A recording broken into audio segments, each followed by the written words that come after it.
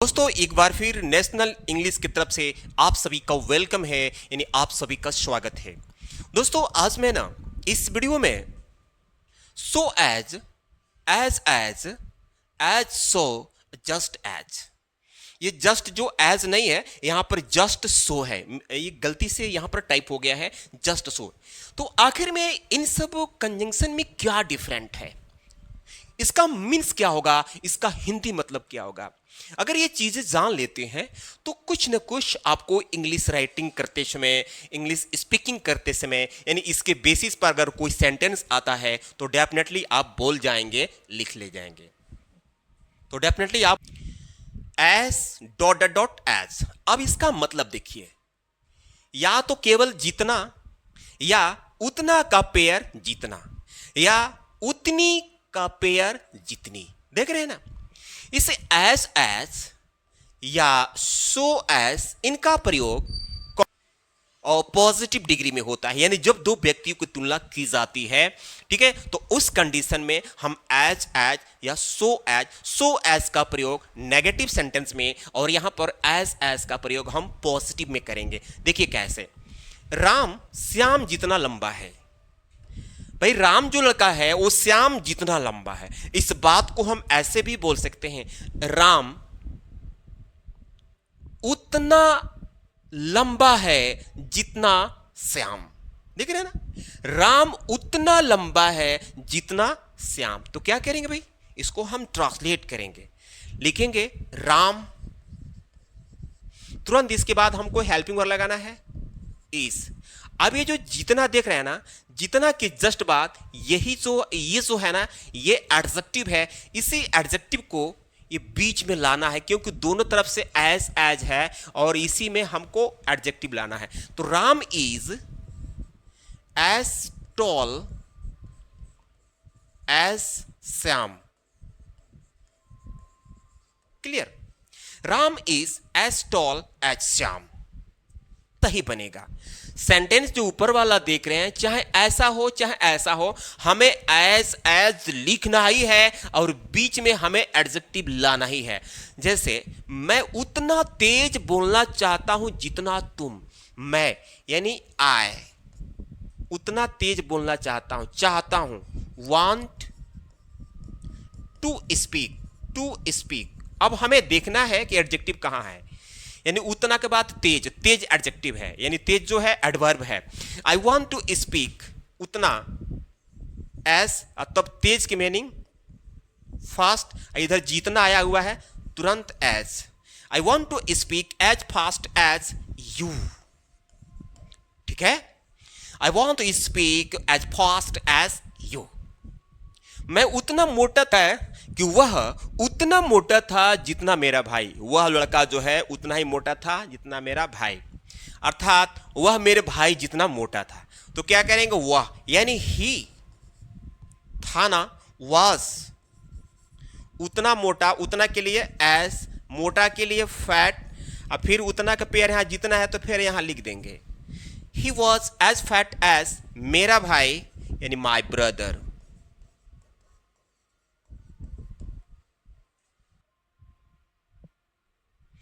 ठीक वही पढ़ने जा रहे हैं। अभी हमने एज पढ़ा, अब हम उसी का नेगेटिव पढ़ेंगे। पेयर वैसा ही आएगा, उतना नहीं जितना, यानी नेगेटिव सेंटेंस में, ठीक है। क्या करेंगे भाई, तो जब ये सेंटेंस नेगेटिव होगा तो हम यहां पर सो का प्रयोग करेंगे, और इसके पहले यहां पर नॉट लगेगा, यानी नॉट के बाद सो। अब बीच में यहां पर एडजेक्टिव कोई आएगा, कोई भी adjective, fat, bad, small, tall, कुछ भी एडजेक्टिव यहां पर आ सकता है। तो क्या करेंगे, देखो, मैं उतना कंजूस नहीं हूं जितना तुम समझते हो, मैं उतना का पेयर इधर जितना। तो क्या करेंगे, इसमें एडजेक्टिव कंजूस है तो बनाते हैं इसको मैं, यानी आई, हूं एम, नहीं के लिए नॉट। अब उतना कंजूस, तो कंजूस से पहले उतना आया तो उतना के लिए लिखना पड़ेगा सो। अब यहां एज नहीं, क्योंकि सेंटेंस नेगेटिव हो रहा है, यहां पहले ही बता दिया हूं सो एज। तो आई एम नॉट सो कंजूस के लिए माइजर। अब आया जितना यानी एज, तुम समझते हो, यू अंडरस्टैंड, यू अंडरस्टैंड। कैसे बोलेंगे? I am not so miser as you understand, I am not so miser as you understand.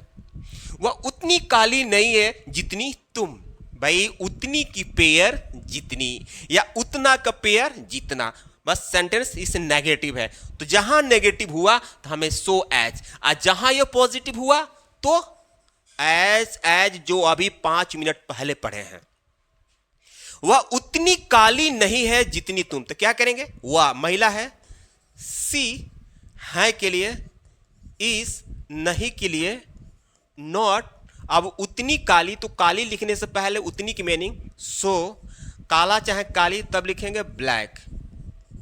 C is not so black as, अब जितनी आ गया एज, अब तुम के लिए यू।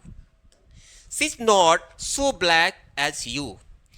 एक चीज और है कि यहां पर यू के बाद हम वर्ब लिख सकते हैं, जैसे यू के साथ यहां पर आर हम दर्शा सकते हैं या नहीं भी लिख सकते हैं। ओके, तुम मेरे जितना मजबूत नहीं हो। अब देख रहे हैं ना, उतना जितना, उतनी जितनी, या तो केवल ऐसे भी हो सकता है, तुम मेरे जितना मजबूत नहीं हो, तुम मेरे जितना मजबूत नहीं हो, वह मेरे जितना धनी नहीं है।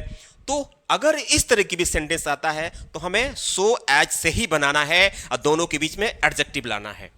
तुम यानी यू नहीं हो यानी आर नहीं के लिए नॉट।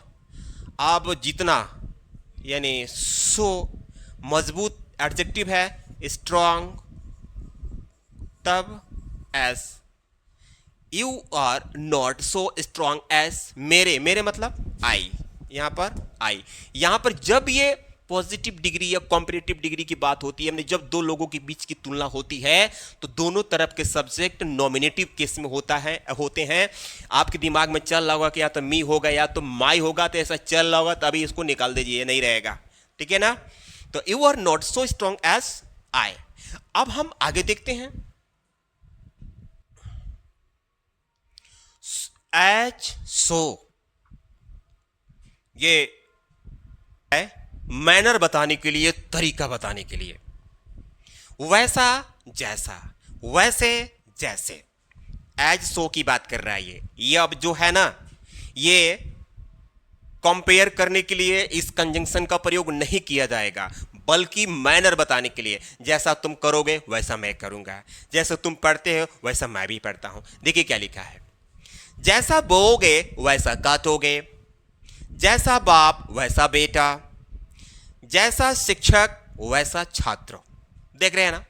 तो अगर इस तरह की बातें आई, जैसा जैसा जैसा, वैसा जैसा या वैसे जैसे, तो क्या करेंगे? सबसे पहले हमको शुरू में एज लिखना है और उसके बाद एज। जैसा बोओगे वैसा काटोगे, तो ये जो सेंटेंस है सामने वाले से बात किया जा रहा है, मतलब इसमें यू छिपा है, ठीक। और दोनों ही सेंटेंस फ्यूचर में है, तो रूल है कि जब दोनों ही सेंटेंस फ्यूचर में है तो पहला वाला प्रेजेंट सिंपल में बनेगा। तो पहले जैसा कि मैंने लिखो एज, जैसा बोओगे वैसा काटोगे, तो जैसा कि मैंने पहले लिखेंगे एज, तब यहां सब्जेक्ट यू है, इसमें छिपा हुआ है क्योंकि सामने वाले से बात कर रहे हैं। एज यू सो, इस सो मन बोआई करना होता है, एज यू शो कॉमा, फिर वैसा की मीनिंग सो, काटोगे, अब ये फ्यूचर बनेगा, you will reap, REAP, reap मतलब काटना, फसल की बात हो रही है।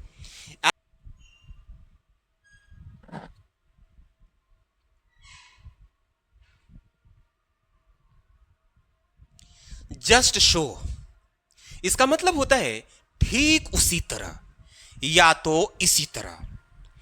जैसे लिखा है कि ठीक उसी तरह मैं भी बोलना चाहता हूं, यानी ये सेंटेंस बोलने से देखने से ये पता चल रहा है कि आपके सामने कोई बोलने की बात कर रहा है। वो लड़का जो था ऐसे बोल रहा था, तो आप कह रहे कि ठीक मैं भी उसी की तरह बोलना चाहता हूं, ठीक है ना। तो अगर इस तरह की बातें गाइस बोलना हो, लिखना हो, तो सबसे पहले ठीक उसी तरह की मीनिंग शुरू में लिख लो। Just so,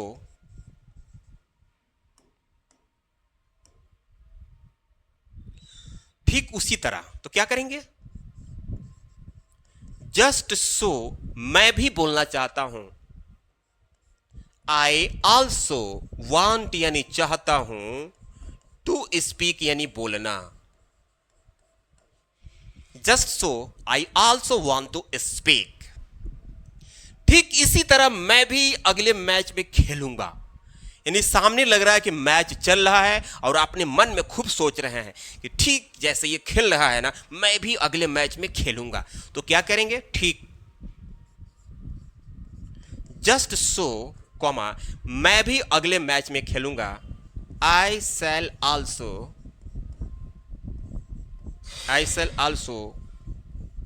play in the next match, play in the next match. Clear? Just so I shall also play in the next match. तो जब भी इस तरह की बातें अगर आई आपके दिमाग में लिखने के लिए, पढ़ने के लिए, तो आप इसका यूज करें। तो दोस्तों ये वीडियो आपको कैसा लगा? अगर आपको अच्छा लगा हो, थोड़ी सी इंफॉर्मेशन मिली हो, नॉलेज मिली हो, तो प्लीज वीडियो को लाइक करके चैनल को सब्सक्राइब कर लीजिए। मैं मिलता हूं अगले वीडियो में, तब तक के लिए धन्यवाद।